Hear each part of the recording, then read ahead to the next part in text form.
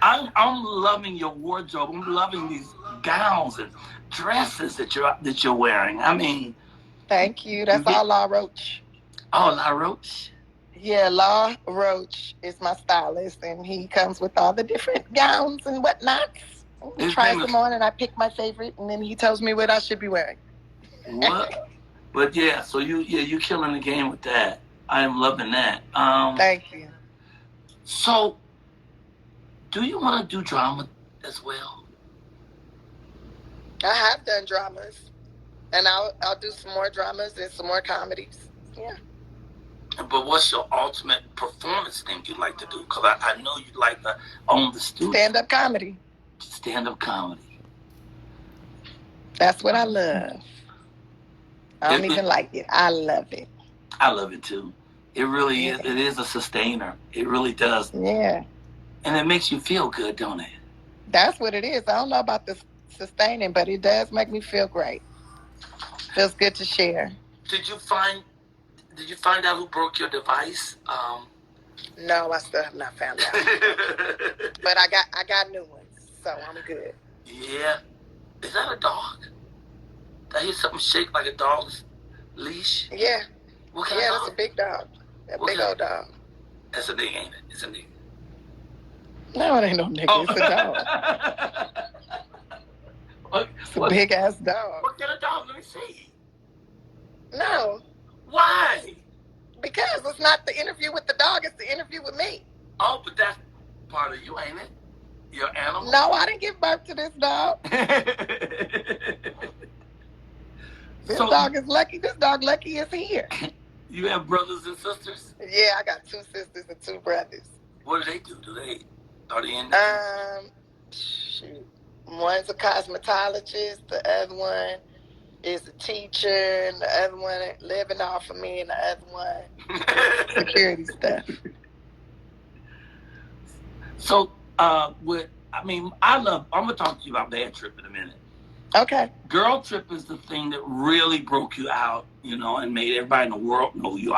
White folks even knew who you were because of that. Which once you cross that barrier, then you start signing the big checks and getting the free clothes and shit. So, how did you get that job? It took a long time for them free clothes. When did free clothes start? Free clothes started. It took a long time for that. Really? But, what? Well, how did you get that role? How did you? Oh man, I did a movie called Keanu, and I did that in 2015. And a lot of the crew that worked on Keanu was working on Girls Trip, and they got the script. And they started coming in like emails and phone calls, like about 8 of them, talking about, man, I read this script. This is you. Don't tell them you got it from me, but this is you. You need to get an audition for this part. This is you. This is what we did last summer. So I, told my agent, and then my agent was like, oh, sorry, Tiffany, they only want to see names. I said, well, you tell them that I got a name, and it's Tiffany motherfucking Haddish, and it's been established since 1979. Wow. So they got me a pre-read, and I did good in that. Then I had to come and do the reading with the casting director. Then I did a reading with the director. Then they had me come back in they did me on camera for the director. Then I came in with the director. And then like 4 days before they started shooting, it was maybe 4 or 5 days before they started shooting, they told me I had the part. Wow. So of course it's your favorite part so far, or no? It's the most fun I've had in a role. The most fun on any movie set, yes. So how much of it was scripted? How much did they just let you do? Let you ad-lib? Every take, I would do what they wrote, and then I would get not every take, but every scene, I would do what they wrote, and then they would let me play a little bit. Okay. So like on 2 or 3 takes, then it started getting to be like more takes where I got to play and less takes but we always did what they wrote at least once. And then I did what I wanted. And that ended up being like a good chunk of my role. Was the grapefruit scene written in originally? That was written in originally. When I saw that in the script, I was like, oh yeah, I'm going to get this job. I know how to do that. Okay. So, Bad Trip, which I really like. I've been trying to call the star of that. I called him once, and he texted me back and said, "Hey, Michael, I was in a meeting. I haven't caught up with him yet, but I really want." I know he's shooting a movie right now. Oh, Eric Andre, right? Yes. Eric Andre, and you, and of course Rail, who I came up with doing comedy in Chicago. Rail is great, you know. Do you know Damon Williams, the comedian out of Chicago? Yes, I know Damon very well. You know Damon very well? Okay. Yeah, I know him. I'm going to work with him. Awesome guy. He is really, really awesome. So how did that come about? How did Bad Trip come about? Rail had called me and told me that Rail called me, told me that it was their first day of shooting, and Eric Andre almost got them killed. And he tells me the story about how they was doing the thing with the Chinese finger traps. Right. And how they went into a barbershop and the dude was chasing them with the knife and stuff, and he thought they was going to get killed, and he was cussing and carrying on. He was mad. And I was laughing my ass off, and I was like, man, that sounded like a lot of fun. And he was like, it was not fun. Everything. I got him to laugh and calmed him down. I was like, just stick with it. Don't give up, bro. Like, that's just one day. Tell him what you're willing to do and what you're not willing to do. And then, so freaking funny. Right after that, I hung up with him and I called Eric Andre and I was like, yo, I heard you almost got killed. And he tells me the story too. And I start busting up laughing. I said, well, let me know if you need anything. If you need me for anything in the movie, I'm down. You know. And then like maybe 4 days later, he's like, can you play Trina? And I was like, yeah, but you're going. And then when he told me how much money it was, I was like, your girl gonna need a producer credit. Wow.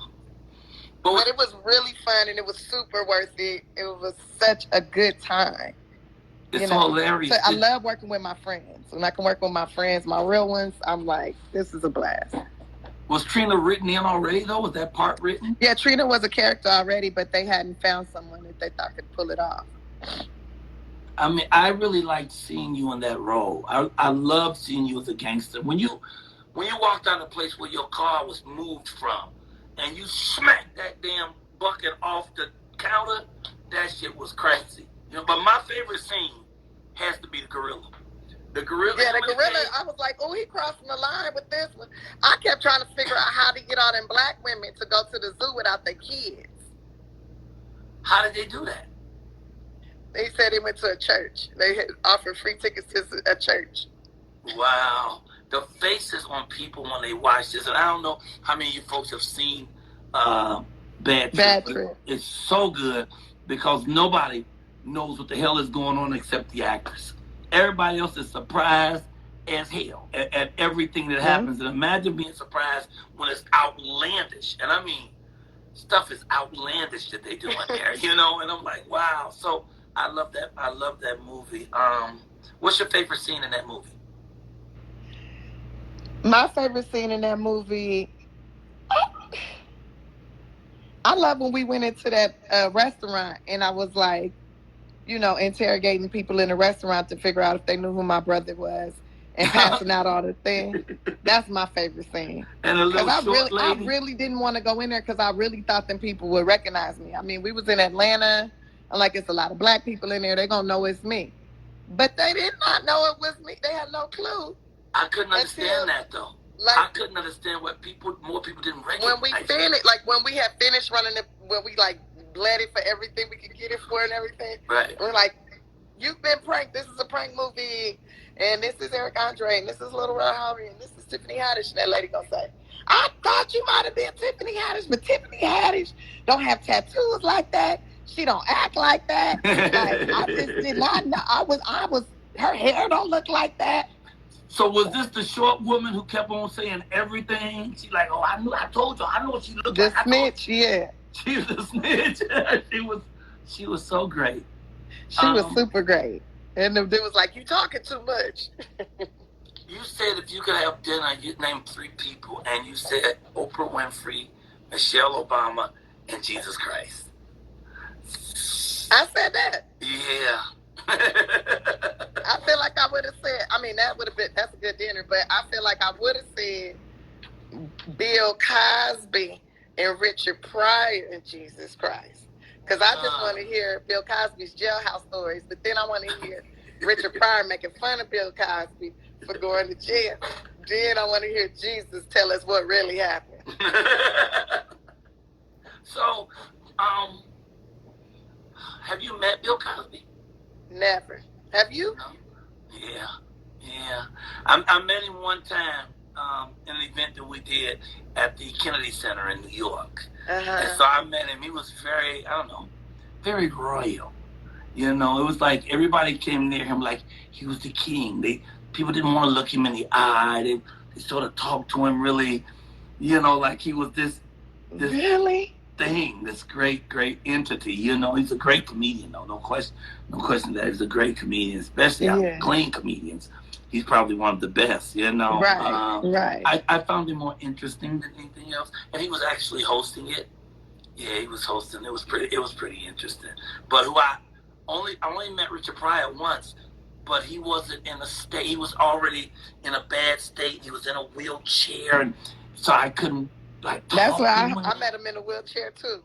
Yeah, at the Comedy Store. I mean, I would have loved to see him stand on 2 feet talking shit. I would have loved to exchange crack stories with him and tell me something mad. That was on his, you know. You know, I think the truth is the funniest shit in the world. Yes. You know, and if you could take that and be able to connect with people, because I just think 85% of the people that you're talking to on stage been through the same shit you've been through, you know, and if you tell them about it, they can remember, oh shit, I remember when I did that shit. You know, I did that. Like I was trying to go back crack one day on a dark street, and it was a surprise for my ass. I never expected. It was a dark street in a dark city, and I walked up to the brother, and he was ready to give me this dope, and he reached in his pocket. I thought he was going for a gun, so I played like I had a gun. So I put my hand in like I had a gun. This motherfucker pulled out a gun for real, okay? He's like, motherfucker, what you doing? I was like, dude, I was just scared. He's like, get your bitch ass out of here. I ain't get the dope or nothing. It was a terrible fucking night. But it's one of those stories that I'll always. But you still had your money. I still had my money. That's true. He didn't get it. That's what I wanted to ask you earlier too. How do you keep it so positive all the time? I mean. Oh, because I be negative when I take a shower. That's why I go cuss, talk shit about everybody, about my motherfucking self. So you do have the outlet. No, I'm not positive. I'm not positive all the time. I do try to find the bright side of things. I try my best, but I'm not like positive all the time. I'm a human. Okay, so I haven't seen you not positive. Is all I'm saying. Really? Yeah. Because you saw the thing about the Oculus guy. Because I was pretty upset about that. I thought you were joking. No, I was fucking pissed, bro. So how could somebody break it? I love the Oculus. And you can go. Have you done one with the circus? Where you sitting in a circus and you can see all around and aerial flyers and. No, I haven't done the circus one. No, I haven't done that. I do this dance one, and I do supernatural. That's my shit right there. The supernatural. Okay. It's like you a samurai in a beautiful land. You know, and then you can meditate like at Machu Picchu. It's the shit. I love it. It's great. It's mind blowing to do that. It's expensive the set though. Is yours connected to a computer or not? No, but I think you can connect yours to the computer if you want to, and you can mirror it to your TV so people can see what you're seeing. But it's only like $300 or $500, right? It's $300 to $500. About $500 for the glasses, you know. But then that's just the glasses. But if you get the computer, it really is next level shit. Oh wait, there's an actual computer that go with it. Yeah, I don't got that. Like a Macintosh computer. If you connect with that, I can get up to my Apple. But I don't know about it coming with a computer. I mean, they just sent me another. I got this one. I think it's like $300. Okay. So you're not putting a disc in it. You put the phone on the front of it. No, you don't put the phone on it or nothing. Look, so why? You got an other one.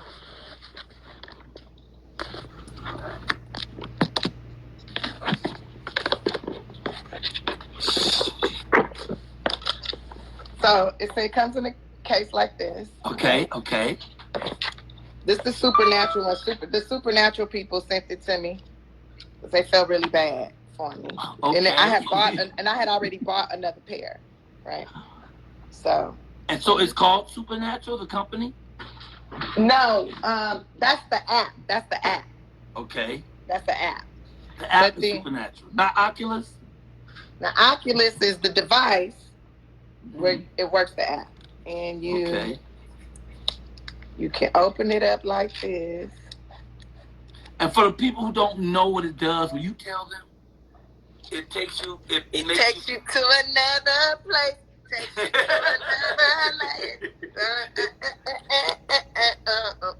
So you do it like this. Ooh, it's on. And it's like you 3D. It's like everything around. It's like you in a whole nother world. It's virtual reality. It's virtual reality. VR. Yeah. Yeah.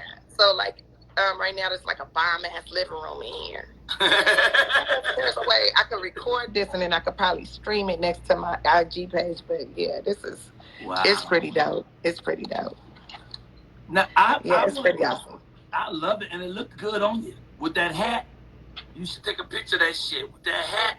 That's another commercial right there. Bam! I love it. Now, do you that commercial hilarious? You have sound with it? Yeah, the sound comes out out of here. Okay. And it's loud. It can get really loud too. It's pretty dope. And you don't need to connect to nothing else. That bad? The Wi-Fi. You connect to the Wi-Fi, and then you got your 2 controllers right here that vibrate and stuff. What do you do? What do you do with those? You be the best samurai ever. The remotes. Oh, so you can move stuff around. Oh no, shit! Yeah, there's one app where I forget what that one's called. I did it like 2 times where you can like pick up stuff and work hot air balloons and like all kind of cool stuff. But I like Supernatural. That's my favorite. Okay, all right. I'm looking at that because I know we had a lot of fun with. I showed Kelly. Kelly watched it. I mean, people would come over and I would say, "Check this out," and they would say, "I ain't never seen that." Like, "Oh, I'm scared. Take it off," you know. So that was But see, this I got the actual goggles in it. The eye, see. Yeah, that's nice. That is because I had a really cheaper model. Man, you have to go to Oculus. You have to go to it on your phone, and then you attach the phone onto the front of it, and then the program opened, and you would do it like that. Yeah. When did you get yours? In 2010? Yeah, it was about 5-6 years ago. It wasn't ready. I need to go in here and open this up for questions because I thought a couple people asked questions.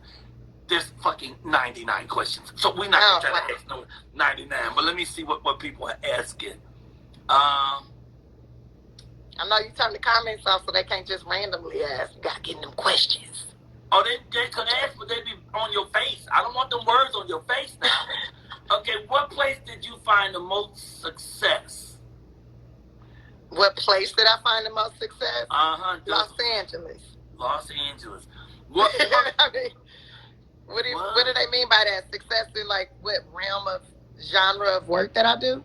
I don't know. They follow up by saying, does she feel like New York City is a good place for actors and comedians? So she must have for comedians, yes. Yeah, I feel like New York is a great place for comedians. I mean, I guess it's pretty good for actors to get on Broadway and all that if it opens back up, which I think it will. So, yeah. I mean, and they make movies out there and all that. I think it's wherever you make it, wherever you decide you want to be. And I mean, at the end of the day, if you're good at what you do, they'll fly you anywhere. That's because I live in LA, but for the past before last year, 2 years before that, I was in New York every 6 months. So. So Rosa May says in your book you mentioned that the social worker gave you an ultimatum one summer: either go to comedy camp or therapy, and you decided to go to camp. Based on your experience, can comedy serve the same purpose as therapy? I think so. It can to a certain extent. To the extent of you can share you get to speak about your trauma. And if you can do it in a funny way, great. If you don't do it in a funny way, now you're just talking about your shit and everybody like. So I did end up in therapy though. So if you read the book, you know that. So I think they both go hand in hand. I still go to therapy. you know. Oh, great. And I feel how's that working out for you? Does it really balances you? Yeah, it helps a lot. I mean, I've been through a lot, and then you go through a lot in this business, so you need somebody to talk to. Someone asked, how crucial are your relationships with Godfrey and Dean Edwards? How crucial are they? Yeah, I don't understand. No relationship is crucial unless you're married, and I ain't that. But those are my brothers. I consider them my brothers. I go to them for advice. We share funny stories together. We eat together. When we're around each other, it's a good time. Those are my brothers. Well, I read your house phone ringing. Yeah, she running to get it. I read that you had a dream. Your dream love scene is with Michael B. Jordan. Does Common know?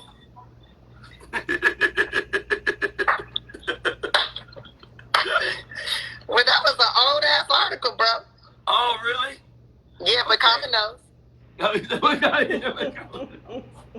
Wow. And I won't hold you much longer. I really appreciate all the time you took out. This is cool shit. What? So many people had questions. 3 more questions, and then I gotta go. Somebody said his name is Eggman, and he says you picked on him and his man titties at the Improv. Probably did. I probably did because I was jealous that his titties was bigger than mine. So I probably did. I apologize if that hurt your feelings, but let's be honest, I was jealous. So someone asked, how did you do the last scene in Bad Trip when you held Eric on the edge of the building? Oh, how did we do that? Yeah.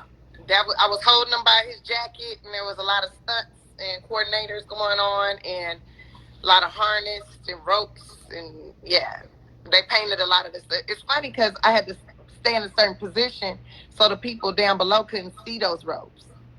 Right? If I would have changed positions, he would have slid down, and the ropes would have been visible. Well, I watched that very closely, and I swear to God, I was looking for the rope. I was looking for what is it that you're doing, because his whole weight was on the other side of that building. I was like, what the hell is she using to keep him in place with that? I thought that myself. It was my arm, but there was harness underneath me and on him too. So yeah. Okay, very clever coordinating. So okay, that leaves me with just one last question. Since you said 3, out of these I have here, I want to go with, how are you balancing the fame and being so grounded? Or did you just tell me? Shit, you on the outside looking in. Am I doing it? How am I doing? Am I doing okay? You're doing a good balancing act, because I would have never said that you had anything but joy going on with you. I mean, every time I talk to you, it's positive, and every time I talk to you, you're encouraging people. Every time. No, really, every time you're lifting people and you're trying to help people, and to me, that's a sign of good health. Thank you. Yeah. Thank you. Yeah. What is one thing you would like to leave people with about you?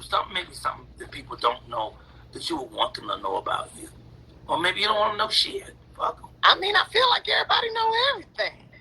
Really? It's not like I keep any secrets. That's why some people don't hang out with me, because I don't keep secrets. Don't tell me nothing. You don't want everybody. Don't do shit to me. You don't want everybody to know. Well, I'm putting you on my vision board. I need to be in a scene with you and something myself, Mm-hmm. And I've seen you and known you forever. Oh, I like that. That's another thing. I love all the different things you've done with hair. I mean, that you did the bald, that you did the short blonde, you be having fun with your hair, girl. I be trying. Well, I did something real fun underneath this wig, but I don't think I should show nobody, because I don't know if it's any good. So. Tell me what you have coming up, because didn't you mention to me you have a movie coming with Billy? Let me tell you like this. So on May 5th, Kids Say the Darndest Things is going to premiere. It's coming back on CBS, which is kind of unheard of. It's not common that a show will leave one network and go to a whole new network. Get canceled on one network and then end up on a new network the next year. That's not very common. So that's right. she did that. And then on May 7th, my movie with Billy Crystal's coming out. It's called Here Today. I think the trailer's coming out tomorrow. I think it's coming out tomorrow, Friday. Nice. Can people write you? Is there a place where people can write? Oh, they want to write me? IG, yeah.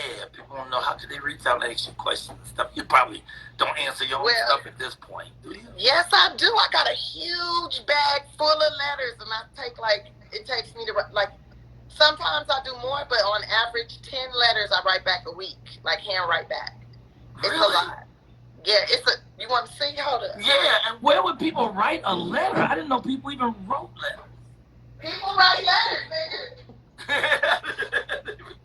I told people, hey, y'all, what she's getting at, let me remind y'all, I do a morning show here 5 days a week. Actually, we're on YouTube, and it's called the Michael Colyar Morning Show. We had the 177 shows so far with comedian actors, and halfway through every show we pray, because I want to create a place where people can come and laugh and pray every day. Don't let stuff get you down, man. Keep your attitude up. Stay positive.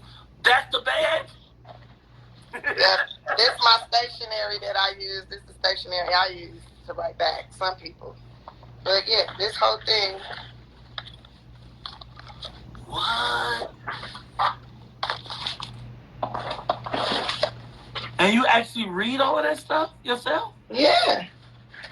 Dang, you must have more free time on your hands than I thought. No, I only do 10 a week. Oh, you 10 a week? Okay. That's a big ass bag. I just don't know how they know where to mail it to. You know? Because when I was on Ellen, I told everybody my P.O. box is look this. Oh, wow. It's a lot. Love you on Ellen. You're a lot. And I thank you for being all that you are. So if anybody out there who's waiting for me to handwrite them a letter back, be patient. Because it's a lot. Yes. And I'm not a professional letter writer. That's not what I do. But I do write back.